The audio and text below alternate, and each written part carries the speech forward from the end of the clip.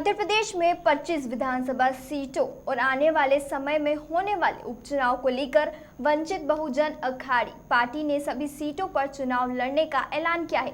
साथ ही पार्टी के अध्यक्ष प्रकाश अंबेडकर ने बीजेपी और कांग्रेस पर निशाना साधते हुए कहा कि दोनों पार्टियां आदिवासी समाज का मुख्य धारा में आने से रोकने की राजनीति करती है। साथ ही बीजेपी ने कोरोना के बहाने प्रदेश में डर की राजनीति का माहौल बना रखा है। सोमवार को वंचित बहुजन पार्टी के अध्यक्ष प्रकाश अंबेडकर ने मीडिया से चर्चा करते हुए कहा कि सितंबर महीने में चुनाव का ऐलान हो सकता है। और क्या कहा प्रकाश अंबेडकर ने, आइए सुनते हैं इस रिपोर्ट के जरिए।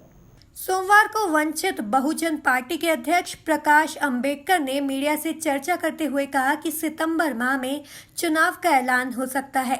यही वजह है कि पार्टी अभी से मैदान में उतर गई है। उन्होंने बीजेपी और कांग्रेस पर निशाना साधते हुए कहा कि दोनों राजनीतिक पार्टियां आदिवासी और दलित समाज को मुख्य धारा में आने से रोकना चाहती हैं। अंबेडकर ने कहा कि बीजेपी कोरोना के बहाने प्रदेश में एक डर की राजनीति पैदा कर रही है। इसका विरोध करना समय की सबसे बड़ी जरूरत है। देखिए, हम लोगों की राजनीति जो है वो वंचितों की राजनीति रहेगी। जो कांग्रेस है, बीजेपी है, ये वंचितों को उम्मीदवारी देती नहीं है।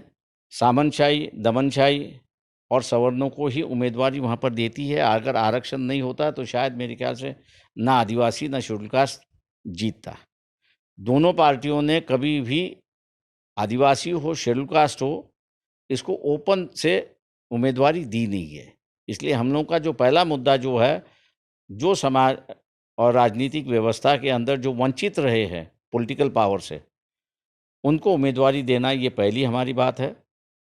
दूसरा है कि कोरोना के अंदर जो अपनी पुरानी व्यवस्था के मुताबिक अपनी ज़िंदगी गुजारते, चाहे लोहार हो, सोनार हो, नाई हो, इनकी अवस्था बहुत बुरी है।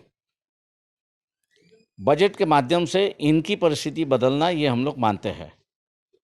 शेड्यूल कास्ट और शेड्यूल ट्राइब का बजट अलग होता है, लेकिन पैसा खर्च नहीं किया जाता है।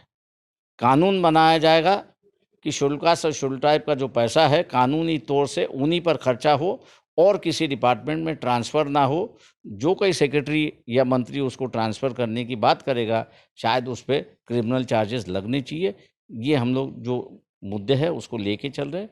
बंजर ज़मीन काफ़ी पैमाने पर है मध्य प्रदेश में, लेकिन यहाँ भूमिहार भी काफ़ी बड़ी है, भूमिहीन भी काफ़ी बड़ी पैमाने पर है। उनको ज़मीन जो है बांटने की बात हम लोग वहाँ पर करेंगे। उम्मीद हम लोग रखते हैं कि एक नए एजेंडे के साथ हम लोग लोगों के सामने आएंगे और एक विकल्प जो लोगों को चाहिए था, उस विकल्प को हम लोग सामने ले आ रहे हैं। भोपाल से दीपक सिंह की रिपोर्ट।